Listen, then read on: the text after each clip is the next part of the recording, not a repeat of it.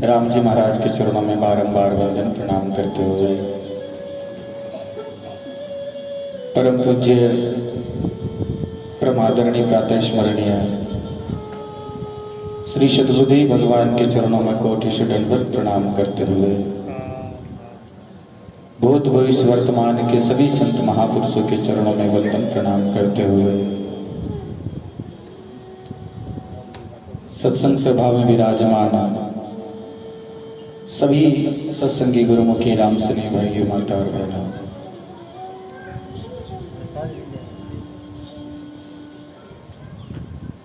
बहुत ही सुंदर सत्संग श्रवण करने का शुभ अवसर हमको मिला है। श्री रामदास जी महाराज के द्वारा रचित भक्तमाल ग्रंथ के माध्यम से हम संतों के दिव्य जीवन चरित्र के बारे में श्रवण कर रहे हैं।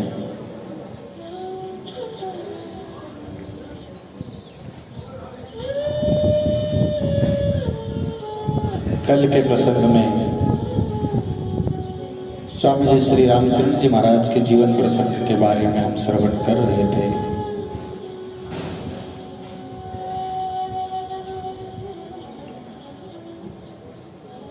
स्वामी जी श्री रामचंद्र जी महाराज संसार के अंदर से वैराग्य लेकर के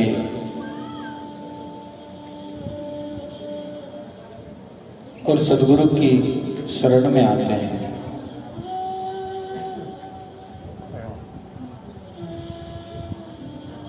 दांतड़ा में पधार करके श्री कृपाराम जी महाराज के शरण में पहुंच करके उनके द्वारा दीक्षा लेते हैं और अपने जीवन को कृतार्थ करते हैं।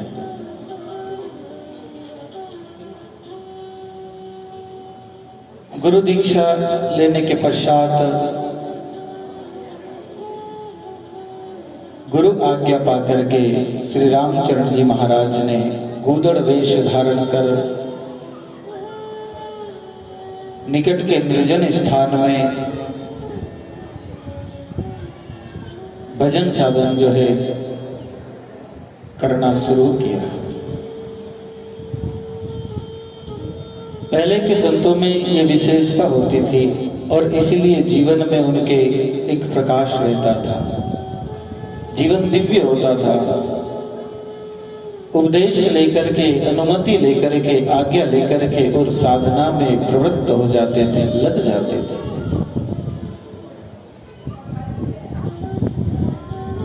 अभी हम गुरु उपदेश लेते हैं, अनुमति लेते हैं, भजन साधन का आज्ञा ले लेते हैं, लेकिन सुमरण में नहीं लगते। आज्ञा ले आड़े धरी राम न सुमर्यो वीर, किशन दास कैसे टले जम जालम खाती। फिर ये 84 का चक्कर, ये जन्म मरण का जो भय है, ये छूटने वाला नहीं है।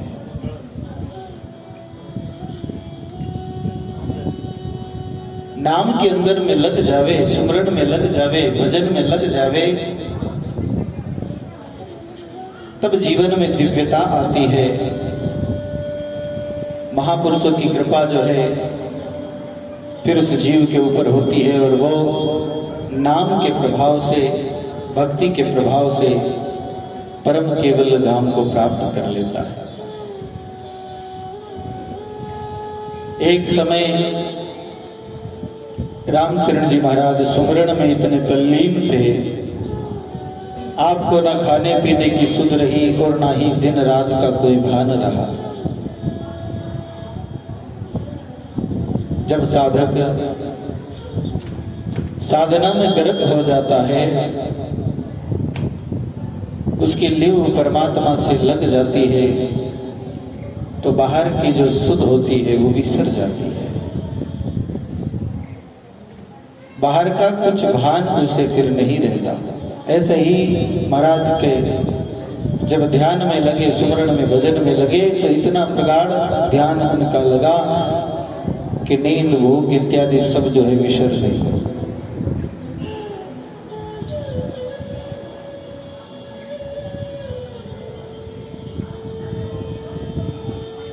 इस प्रकार 3-4 दिन व्यतीत हो गए बैठे बैठे। ये समाधि अवस्था है। भजन करते हुए जब समाधि में जाते हैं तो बाहर की अवस्था का कोई पता नहीं रखता, बाहर क्या हो रहा है इस बात का कोई भान रहता नहीं, समय का भान भी जाता रहता है। तो महाराज भजन में बैठे 3-4 दिन बीत गए, तब गुरु महाराज श्री कृपाराम जी ने विचार किया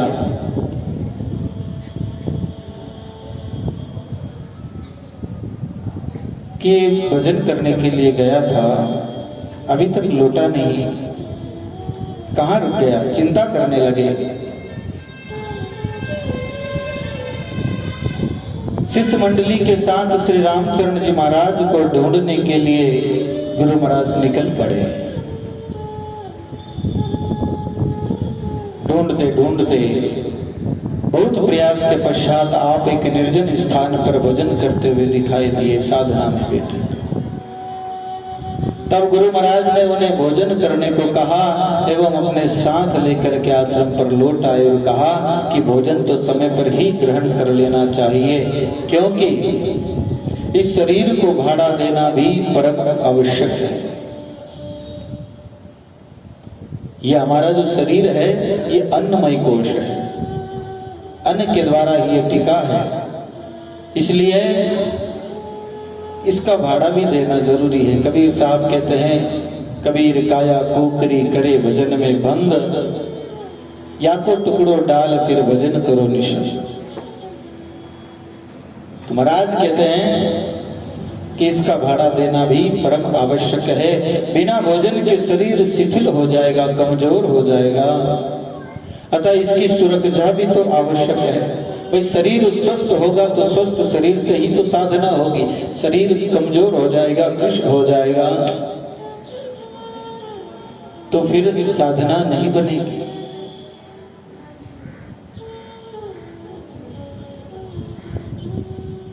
इस प्रकार गुरु महाराज ने समझाया। ऐसे महाराज के जीवन की अनेक घटनाएं हैं। ऐसी साधना गुदड़ वेश में रामचरण जी महाराज ने 7 वर्ष तक की। आपने कनक कामणी का त्याग करके अपने जीवन में राम भजन का दृढ़ निश्चय किया।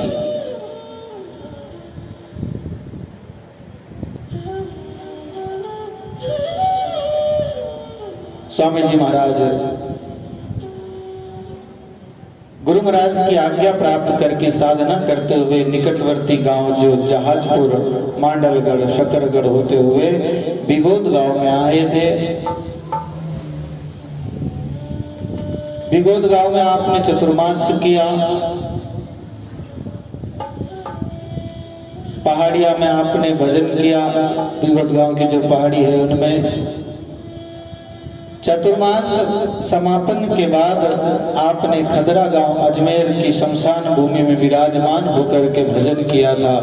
एक समय स्वामी जी भिक्षा के लिए गांव में पधारे। मार्ग में आपके सामने एक अर्थी जा रही थी, राम नाम सत्य की ध्वनि हो रही थी। महाराज की दृष्टि उस पर पड़ी। लोग लेकर के जा रहे हैं, राम नाम सत्य है, सत्य बोलिया दत्त है। इस प्रकार से नाम उच्चारण करते हुए जा रहे। आपने अर्थी के साथ रोने, पीटने, चिल्लाने तथा विलाप करने वालों से पूछा, भाई किसकी मृत्यु हो गई है? उत्तर मिला, महाराज आज रंगलाल जी जाट का पुत्र चतरा मर गया, जो युवा अवस्था का है, जवान है, उसकी आज मृत्यु हो गई है। घर का समस्त कार्यभार जो था इसी के ऊपर था। सदाचारी, चतुर एवं सुंदर प्राणी था, सज्जन था, ऐसा लोगों ने कहा। उसका देहांत हो गया है। हम सब लोग जो है अंतिम संस्कार के लिए जा रहे हैं। परिजनों के विलाप और मृतक की अकाल मृत्यु से दुखी व्यक्तियों के प्रार्थना करने पर, इस प्रकार कहने पर स्वामी जी श्री रामचरण जी महाराज का हृदय पिघल गया। उनके दुख को देख करके महाराज द्रवीभूत हो गए और आज्ञा दी कि इस अर्थी को नीचे उतारो। महाराज की आज्ञा पाते ही लोगों ने अर्थी को नीचे रखा। स्वामी जी ने उसको देखा तो ज्ञात हुआ कि यह तो अभी नव युवक है, युवा है, भजन करने योग्य है।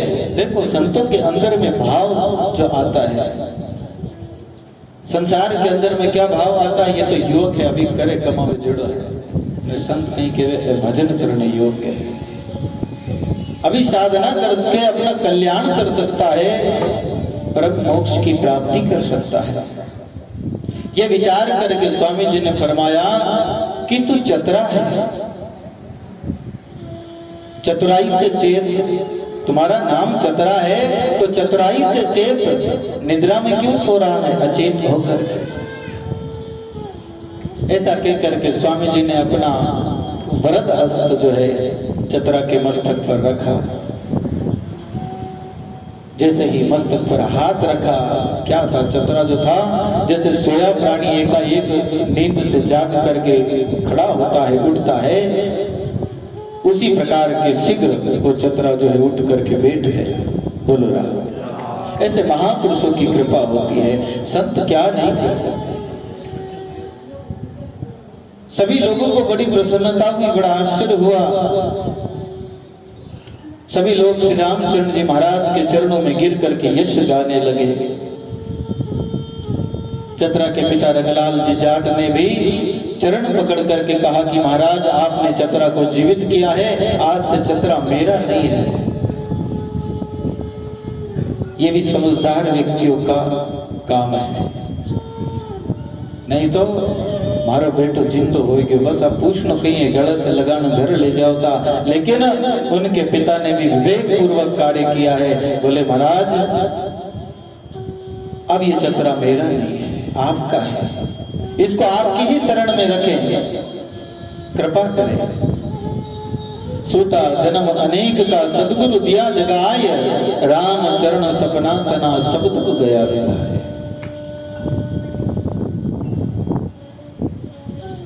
हमने तो शमशान में लेकर के हम तो आ गए थे इस मृतक को, और शमशान में आया हुआ व्यक्ति कभी घर नहीं जाता, इसलिए अब आप अपनी शरण में इसे रखें। स्वामी जी ने चतरा को अपना शिष्य बना करके चत्रदास राम जी नाम रखा। श्री चत्रदास राम जी स्वामी जी के प्रथम शिष्य हुए।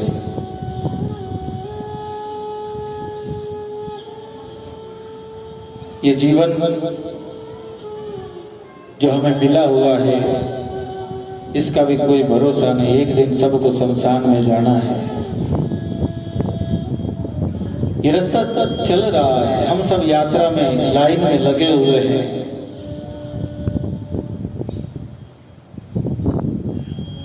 मृत्यु नित्य प्रति हमारा ग्रास कर रही है।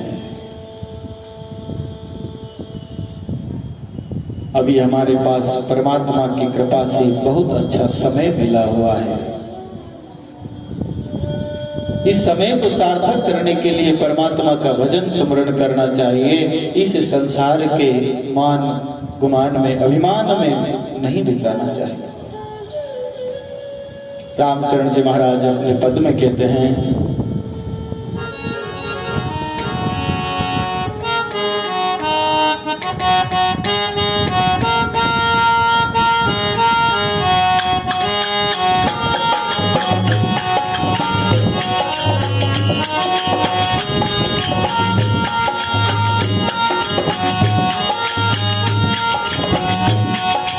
यो तन पावन रे मनवा मत कर मान गुमान यो तन पावन रे मनवा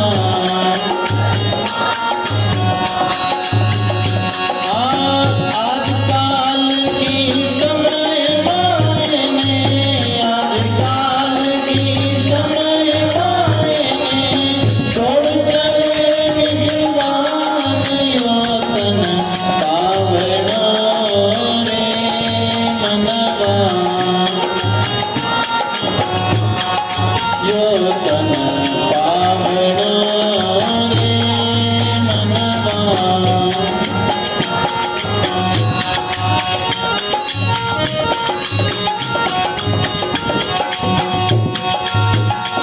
नदी नाव संयोग है रे बिछड़ा में लाना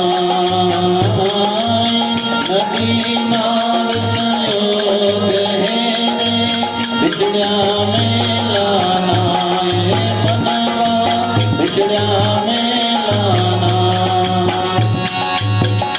और गया तो बिना आवती रे गया तो बिना आवती रे समझते के मन माये यो तन जावती रे मनवा मत करे मान गुमान यो तन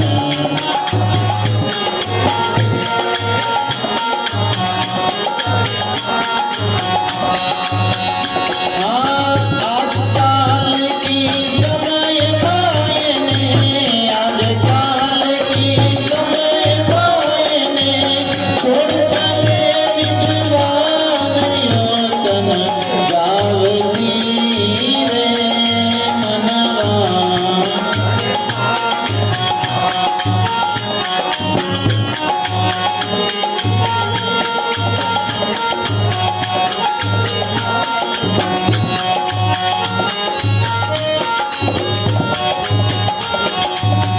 छत्र सिंहासन छोड़ के रे मर गया अमीर छत्र सिंहासन छोड़ के रे मर गया रे अमीर मनवा मनवर गया रे अमीर तुम कई गावल होय गयो रे तू कई गावल होय गयो तारो पाछो दाग शरीर यो तन जावती रे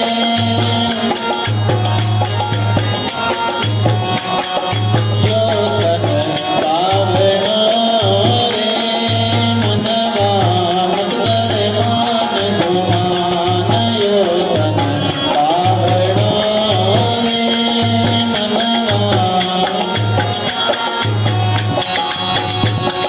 आजकाल की समय मायने आजकाल की समय मायने छोड़ चले विद्वान यो तन पावन रे मनवा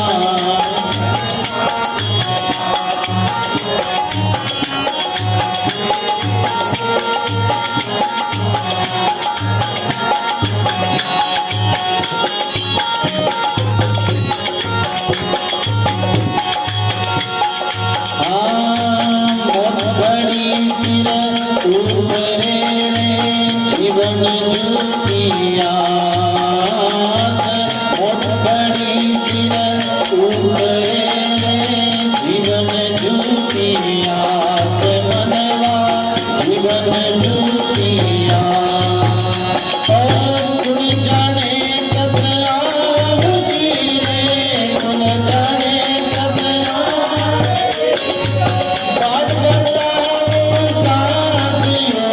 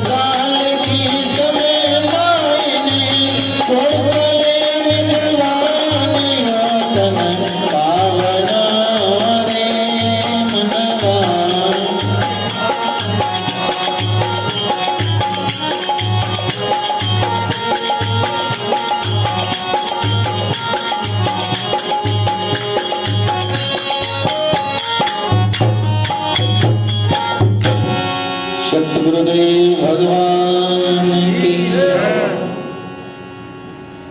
ये तन ये शरीर तो जो पावन हुए ना, अब घर में कोई मेहमान आवे पावना आवे कितना दिन रुके, 2 दिन 4 दिन फिर पाछा घरे जावे है।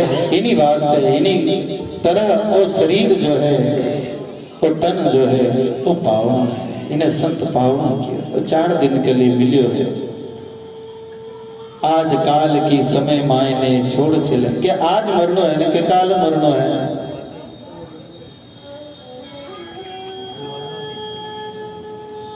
नदी नाव संयोग है बिछड़िया मेला नाय, गया सो फिर नाव सिरे समझ देख मन माय। जो गया है वे पाछा को नहीं आया, और अपई जावा तो पाछा नहीं आवा। इन वास्ते अच्छो कर्म करके अच्छो नाम कमाना, नाम कमानो संसार में नहीं, भक्ति रमैने नाम कमा। और फिर अगर आप संसार छोड़ने जावा तो जीरो भलो है। संत बतावे बिन मार्ग माते चाल, नाम रो सुमरण कर और जीव रो भलो कर लेवा। जने तो अटे आवणो सार्थक है, और नहीं तो जैसा आया वैसा ही जाना। खाली हाथे आयो बंदा हाथ पसारे जाता है।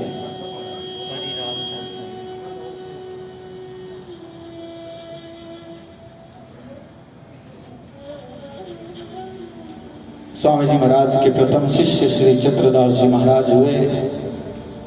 मालवा प्रांत के बरडावदा बहादुरपुर जावरा के पास 5 मील दूर में स्वामी श्री रामचंद्र जी महाराज के काका गुरु श्री लालदास जी महाराज विराजते थे। एक समय संत श्री लालदास जी महाराज का शरीर जो है बीमार हो गया, रुग्ण अवस्था में था। तब स्वामी जी श्री रामचरण जी के गुरु श्री कृपा राम जी महाराज ने आज्ञा दी। उनकी आज्ञा पाकर के श्री लालदास जी महाराज की सेवा शुश्रूषा हेतु बरडावदा आए रामचरण जी महाराज, और आपने वहां हृदय से प्रेम पूर्वक श्री लालदास जी महाराज की खूब सेवा की। भोजन आदि का कार्य भी आप स्वयं ही संपन्न करते। एक दिन संयोग की बात थी कि आप भोजन बना रहे थे, सतर्कता से सब कार्य कर रहे थे। उसी समय एक सूखी वट वृक्ष की लकड़ी जिसको आप चूल्हे में दे रहे थे जलाने के लिए, उसके एक छिद्र में से अग्नि के ताप के कारण भयभीत होकर के चींटियां बाहर निकल रही थी। एक समय भंडार में करत रसोई आप, अग्नि जरद कीड़ी निगशा देखकर क्यों संताप। चींटी को निकलते हुए देखा। महाराज की दृष्टि जब पड़ी, उनको जब देखा तो आपने तत्काल उस लकड़ी को बाहर निकाला एवं बुझा करके करुणा करते हुए उस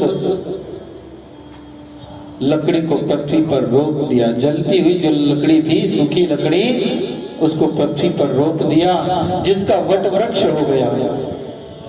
बड़ की लकड़ी थी, उसको सूखी चूल्हे में जलाने के लिए तो सूखी लकड़ी होती है, गीले तो होते नहीं, उसी को जलती हुई को उन्होंने रोक दिया, जिसका वट वृक्ष हो गया।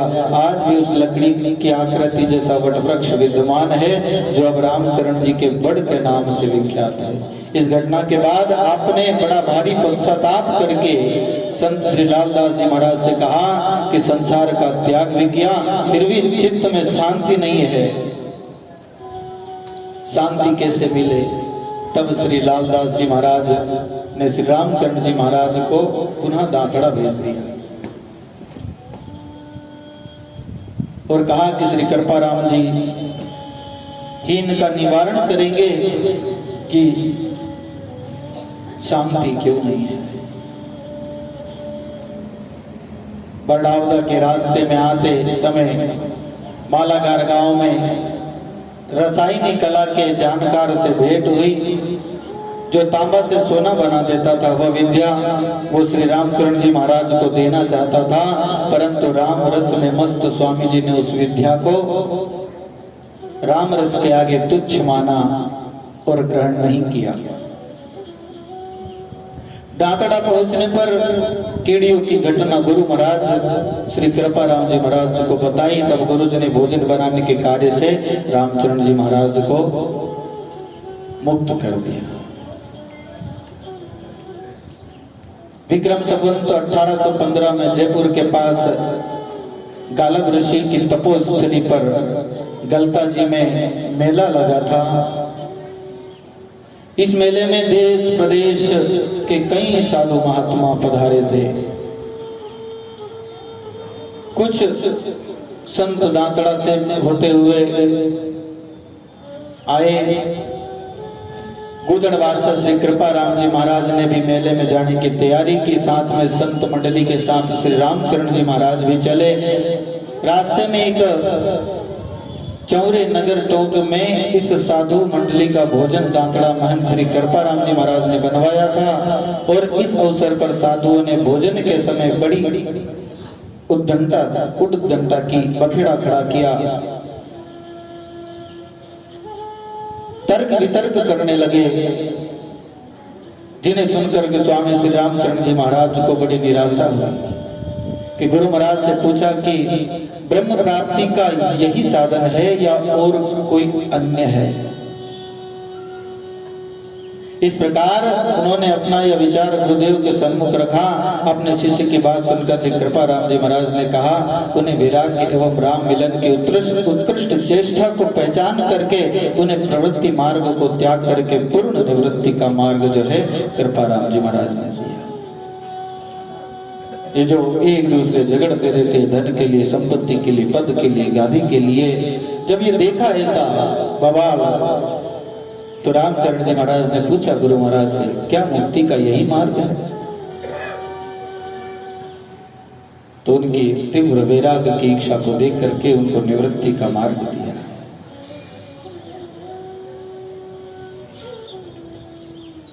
तत्काल श्री रामचरण जी महाराज ने पूर्ण निवृत्ति मार्ग को अपना लिया। वहां से चल करके आप भ्रमण करते हुए जयपुर के पास चक्षु गांव में आकर के गांव के बाहर एक कुंड के समीप स्थित वृक्ष के नीचे विराजमान होकर के और भजन करना आरंभ कर दिया। वहां उपनिचंद गया जो बढ़िया था, वो प्रतिदिन स्नानार्थ उस कुंड पर आता था। अपनी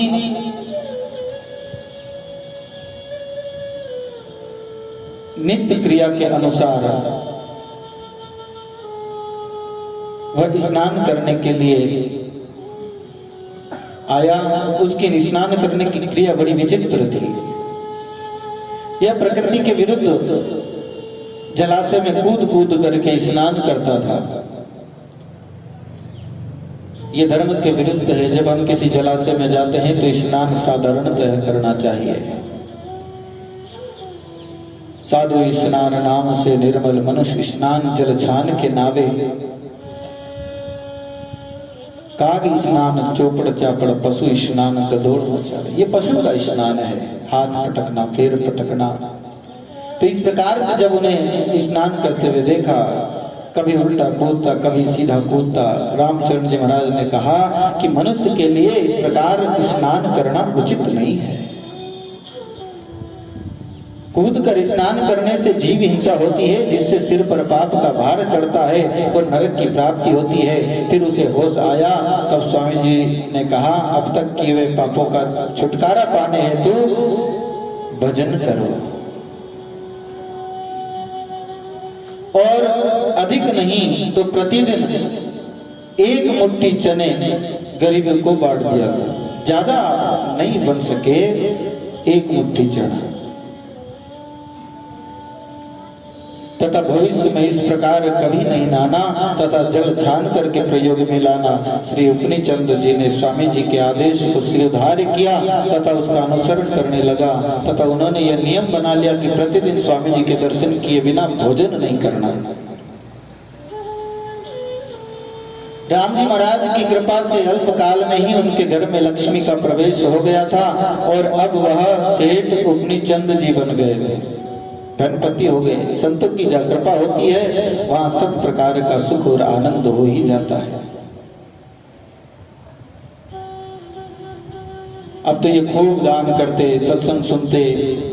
चतुर्मास में एक दिन अतिवृष्टि के कारण स्वामी जी की चादर जो गोदड़ वैश्य की थी भीग गई बारिश में। उस समय परम श्रद्धालु भक्त सेठ उपनीचंद जी ने हिरमिच के रंग से रंगी चादर को स्वामी जी श्री रामचरण जी महाराज के श्री चरणों में भेंट की। हिरम कलर आता है, उससे रंगी हुई चादर भेंट की। बहुत प्रार्थना करने पश्चात स्वामी जी ने इनकी प्रार्थना को स्वीकार कर चादर ग्रहण की। अग्नि की शिखा के समान भगवा रंग की चादर को उर्ध्वरेता का संकेत समझ करके स्वामी जी ने इसी चादर को ओढ़ लिया और आगे के लिए फिर ऐसी ही चादर स्वीकार कर ओढ़ते थे तथा राम स्नेही भेक में फिर ऐसी ही चादर की परंपरा चल पड़ी। स्वामी जी महाराज की कृपा से एवं राम भजन के प्रताप से सेठ उपनीचंद जी के यहाँ अपार धन संपत्ति हो गई। इस चमत्कार को देख करके चक्षु की जनता अधिक से अधिक संख्या में स्वामी जी महाराज के सत्संग और उनके दर्शन के लिए आने लगी। भक्तजनों की जिज्ञासा एवं प्रार्थना से स्वामी जी ने उपदेश करना आरंभ कर दिया था। उपदेश के प्रभाव से श्रोताओं की संख्या दिनों दिन बढ़ने लगी। इसी बीच चक्षु में एक मुस्लिम फकीर का पदार्पण हुआ। एक मुस्लिम फकीर जो थे वो आए। इस फकीर में भी ईश्वर भक्ति का अनुराग था। उसने अपने स्थान पर जो कब्र स्थान के पास में था वहां प्रवचन करना आरंभ कर दिया। कब्रिस्तान के पास में जो उनका था वहां पर उन्होंने भी प्रवचन करना आरंभ कर दिया।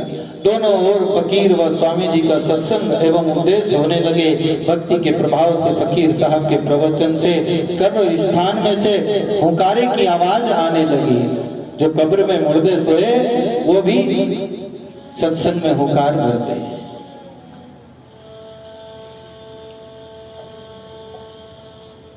तब स्वामी जी के भक्तों ने स्वामी जी से प्रार्थना की कि महाराज फकीर के चमत्कार को देख करके जितना जनता जो है इस्लाम धर्म को अपना रही है,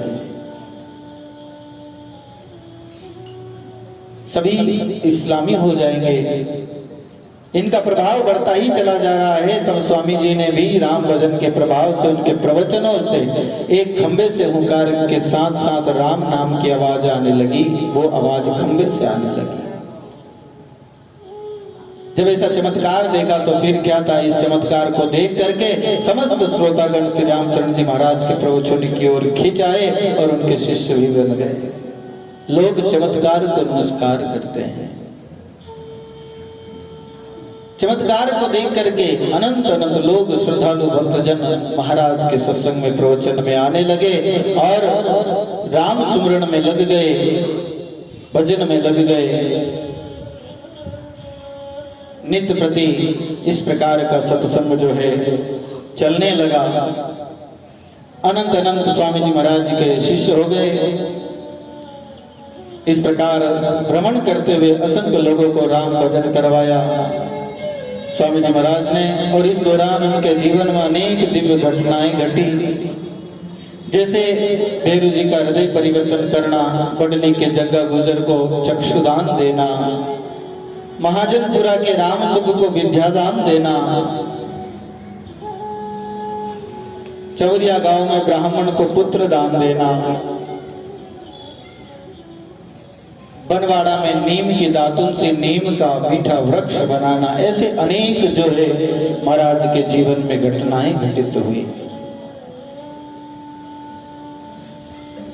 इनके साथ साथ में जीवों को भक्ति के मार्ग का परम उपदेश महाराज जी देते रहे और नाम की साधना में लगाते रहे। राम भजन का प्रचार प्रसार स्वामी जी श्री रामचरण जी महाराज ने खूब किया और भजन का प्रचार करते हुए संवत 1817 में भीलवाड़ा में पदार्पण किया था। यहाँ पर असंख्य भगत आपकी वाणी का लाभ उठाने लगे और राम धुन करने लगे। निरंतर नाम के सुमरण में लोग लगे, भजन साधन में लगे। भीलवाड़ा में रहते हुए श्री रामचरण जी महाराज ने परम नैचल पद की प्राप्ति कर ली थी और फिर स्थिति प्रज्ञ महापुरुष बन गए थे। यहीं पर आपने विक्रम संवत 1817 में रामस्नेही संप्रदाय की स्थापना की थी।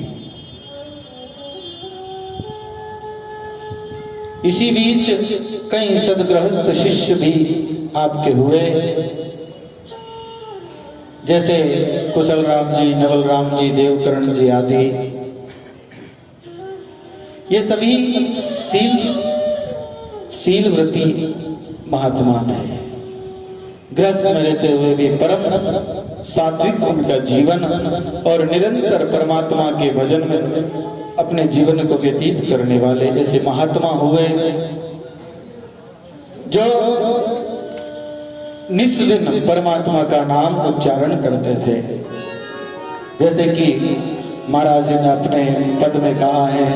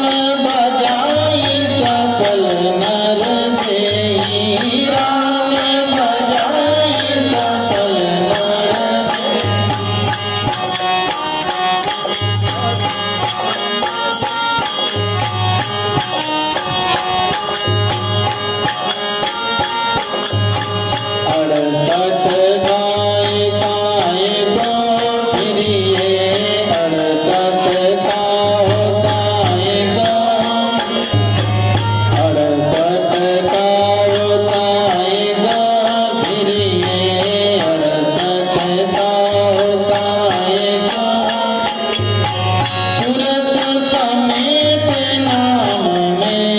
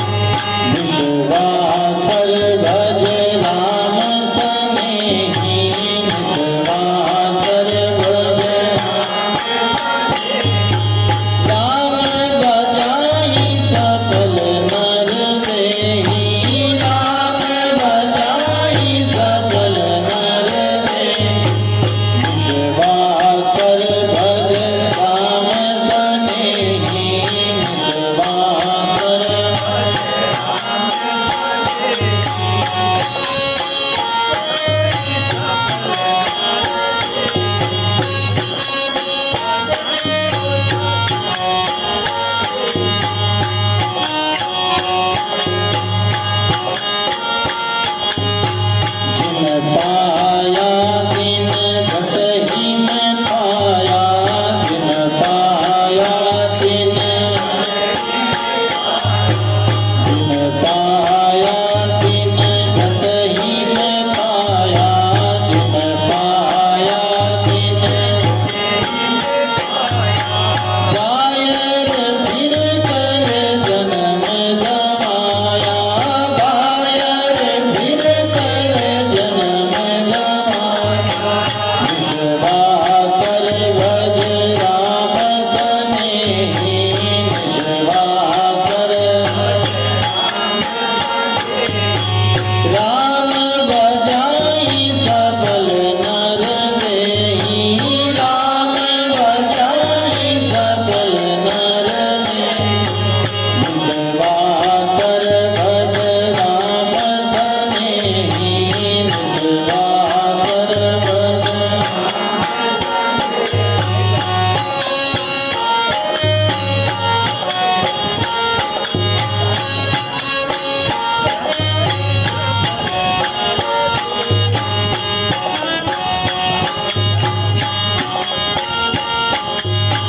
राम चरण मोहे इतर जावे, राम चरण मोहे इतर,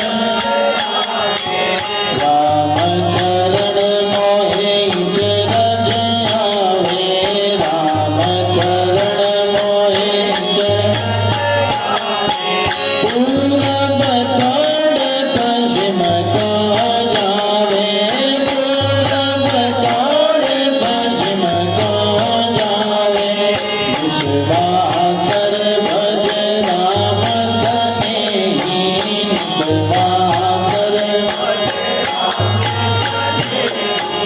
राम बजाई सबल नर देही, राम बजाई सबल नर देही, निश्वासर भज राम सनेही, निश्वासर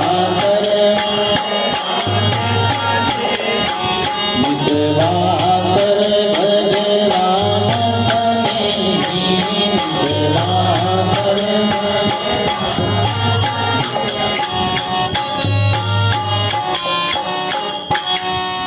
सद्गुरुदेव भगवान की।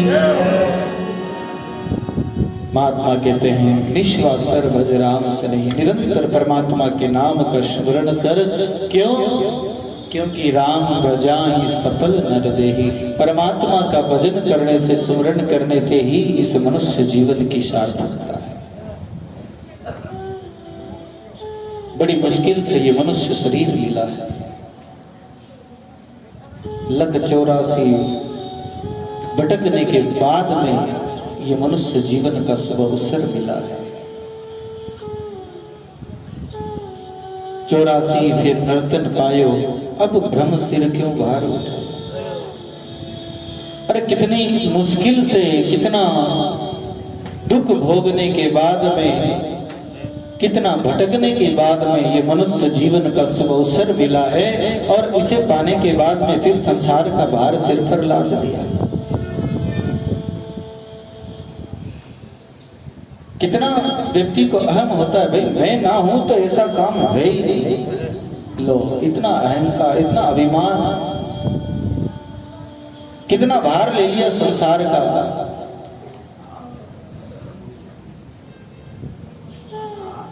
मैं नहीं हूं तो वो काम हो ही नहीं। अरे ठाका जेड़ा कितने किया परा ने काम हो तो ही रेवे, काम कदी नहीं रुक्यो महाराज। संसार रो काम आपा जो बैठा बाप दादा सौंपने गया भी ने, मेरा बाप दादा सौंपे अपने सौंप गया, आपा दूजा ने सौंपने जावा जाओ नहीं है। कोई के भरोसे कोई काम पड़ियो नहीं देवे। लेकिन जब तक यहाँ है ये भार सिर पर लाद रखा है। अनेक अनेक प्रकार का अभिमान, अनेक अनेक प्रकार का मैंपना,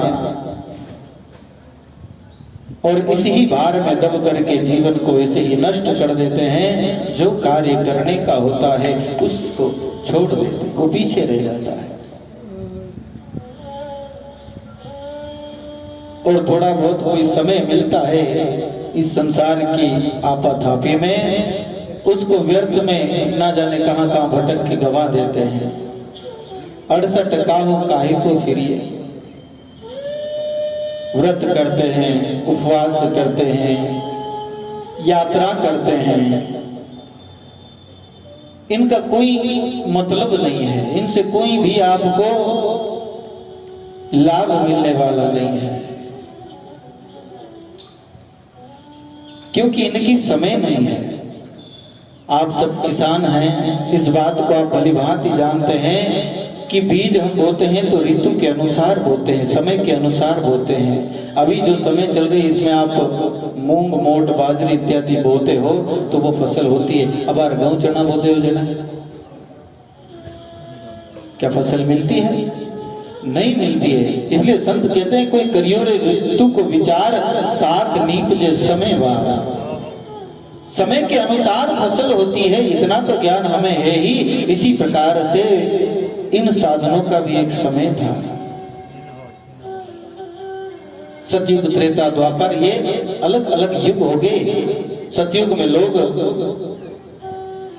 बहुत बहुत लंबे समय तक बड़ा योग साधन करते थे, अखंड समाधि में बैठे थे, क्योंकि लंबी उम्र होती थी, साधना करते थे।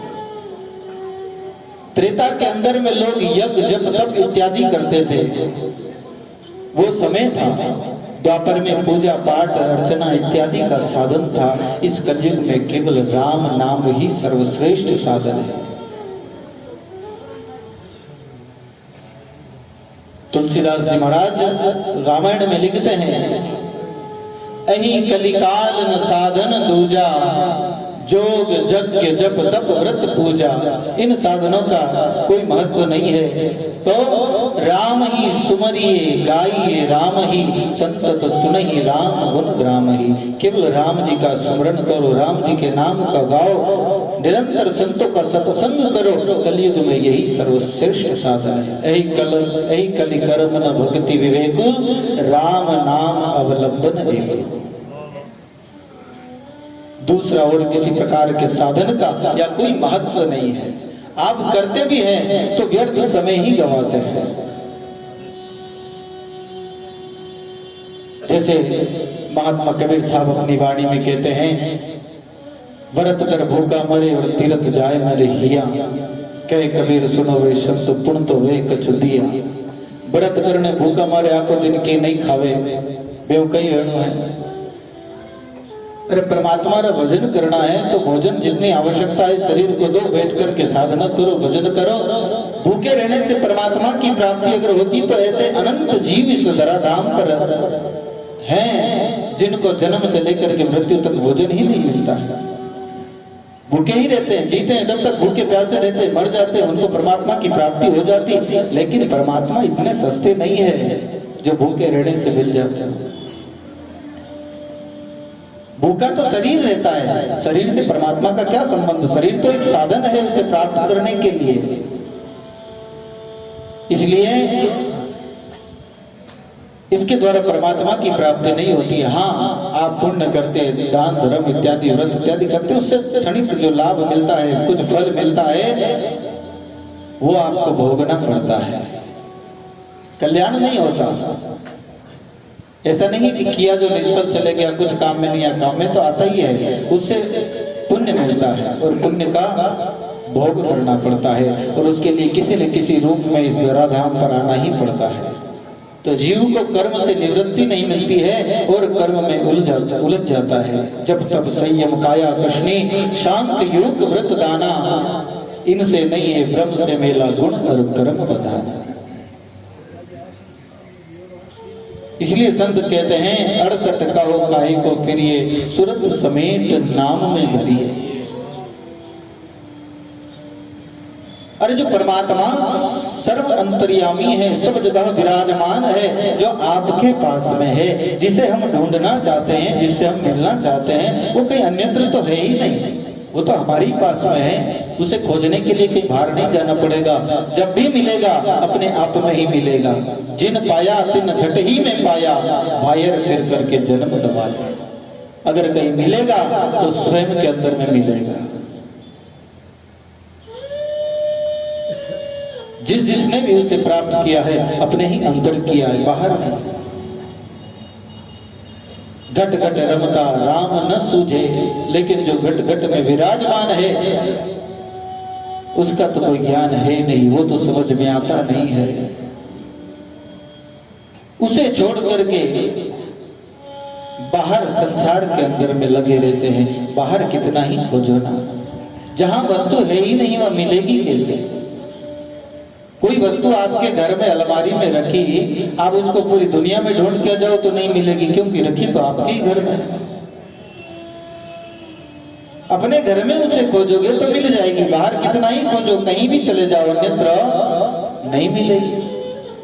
ऐसे ही वो परमात्मा तो अपने ही घट में विराजमान है, अपने ही पास है, निरंतर हमारे साथ है, एक पल भी हमसे जुदा नहीं है। हम परमात्मा से अलग नहीं है, परमात्मा हमसे अलग नहीं है। एक भी क्षण, एक भी ऐसी घड़ी, एक भी पल ऐसा नहीं जब परमात्मा हमसे विलग हो जाए। और जिस दिन परमात्मा हमसे विलग हो जाते हैं ना, उस दिन इस शरीर को संसार में कोई नहीं रखता, ले जाके जला देते हैं। कहते हैं ना अब राम नहीं रहे हो, अभी रमने राम नहीं रहे। वो राम निकल जावे ना, वो बोलतो जन वो शरीर जड़ हो जावे, मर जावे, इन्हें कोई काम नहीं। और राम सदा अपना संग है, बस बिना जान नहीं तो सारा झंझट से निवृत्त होना है। उसी को जानने के लिए तो सारे साधन है, उसी के जानने के लिए तो ये इतनी आपाधापी है, इतना सब कुछ हम करते हैं। उसी की याद दिलाने के लिए ये सत्संग है। लेकिन जो इतना नजदीक है उसकी खबर हमने प्राप्त नहीं की। निकट नीर की खबर न जानी, मृग तृष्णा में खोजे पानी। जैसे मृग दूर से चमकते हुई रेत पर पानी का जो प्रतिबिंब झलकता है, आभास होता है, उसके पीछे दौड़ता है, लेकिन वह पानी तो है ही नहीं, भटकना ही है। ऐसे ही संसार के अंदर में हम भटकते रहते हैं कि अब मिलेगा, अब मिलेगा, अब सुख मिलेगा, अब आनंद मिलेगा, अब परमात्मा मिलेगा। ये अब मिलेगा मिलेगा के चक्कर में ही हम संसार में समय खो देते हैं। वह है ही नहीं तो मिलेगा कैसे? वही समय अगर हम अपने अंतर में खोजने में लगाएं तो परमात्मा मिला ही है। मिला मिलाया मिल रहा, कब देखा नारा। वो हमेशा मिला ही हुआ है, कभी न्यारा नहीं है। जिन पाया तिन घट ही में पाया, बायर फिर करके जन्म कमाया। संत कहते हैं ये कितनी बड़ी अचरज की बात है, बड़ा ही तरस आता है।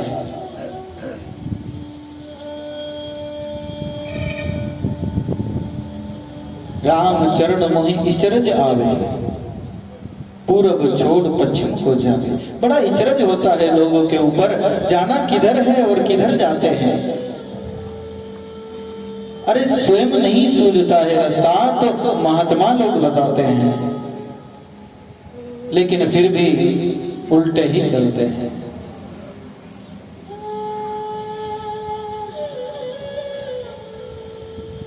इसलिए संत महापुरुष काटा काया हो जावे जिन प्रकार से के दरिया गेला जगत को क्या कीजिए समझाए। क्या समझाना है इसको?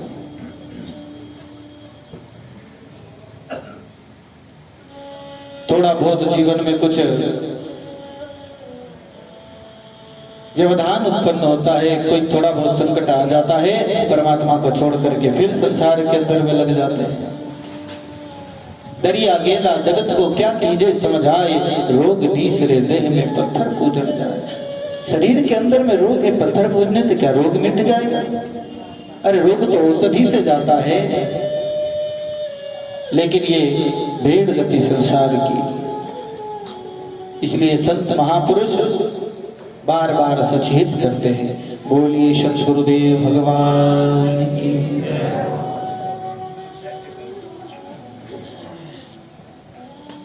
स्वामी जी महाराज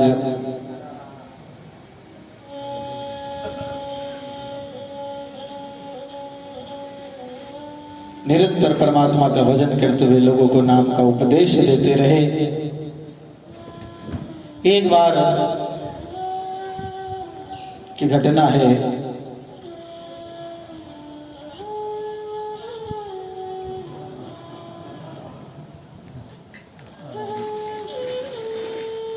थोड़ा सा प्रसंग है। एक बार की घटना है, किसी एक दुष्ट ने स्वामी जी महाराज को विष देने का पाप किया। उससे परमात्मा की कृपा से महाराज बचे।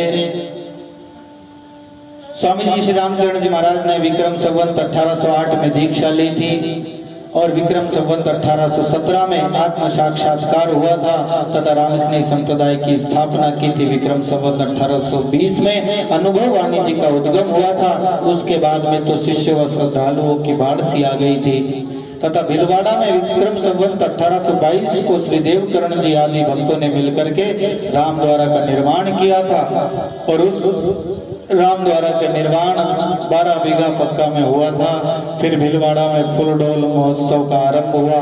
उसके बाद स्वामी जी भीलवाड़ा के डांगिया की कोठी गांव में पधारे थे। वहां पर शाहपुरा नरेश श्री रण सिंह जी ने राजव्याज जीवा लखोटिया जी कामदार को डाणिया भेजकर स्वामी जी महाराज को शाहपुरा के लिए बुलवा लिया था और प्रभु प्रेरणा से स्वामी जी शाहपुरा पधारे तथा शमशान भूमि में भरत सिंह जी की छतरी में आसन लगाया था। शाहपुरा में जनता श्री रामचंद्र जी महाराज का दर्शन व सत्संग करके कृतार्थ हो गई, आनंदित हो गई।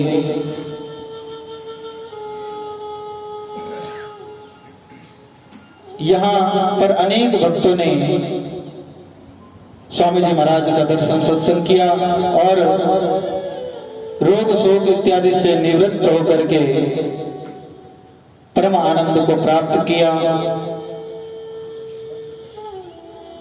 स्वामी श्री रामचंद्र जी महाराज के असंख्य गृहस्थ व सन्यासी शिष्य थे। उनमें से 225 मुख्य शिष्य थे। 225 में से 12 शिष्य प्रमुख थे जिनकी अनुभव वाणी जी भी है। इन 12 शिष्यों में से 3 शिष्य आचार्य गद्दी पर भी विराजमान हुए थे। स्वामी श्री रामचंद्र जी महाराज ने अपना नश्वर शरीर विक्रम संवत 1855 वैशाख बदी पंचम गुरुवार को त्याग दिया था और आप महानिर्वाण को प्राप्त हो गए थे।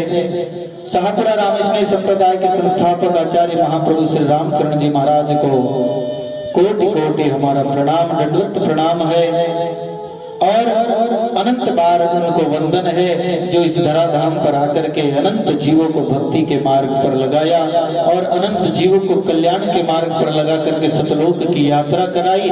उनके अनुसार जो जीव चले वो भगवत धाम को प्राप्त किए, कर रहे हैं और आगे भी करते ही रहेंगे। ऐसे महापुरुष का महान जीवन प्रसंग हमने श्रवण किया। आगे के प्रसंग में और संतों के जीवन के बारे में जो भी प्रसंग अनुसार आएगा हम श्रवण करेंगे। बोलिए सतगुरुदेव भगवान की, स्वामी जी श्री रामचरण जी महाराज की, अनंत कोटि संत महापुरुषों की, श्री वाणी जी महाराज की, राम सभा से राम जी राम राम महाराज राम।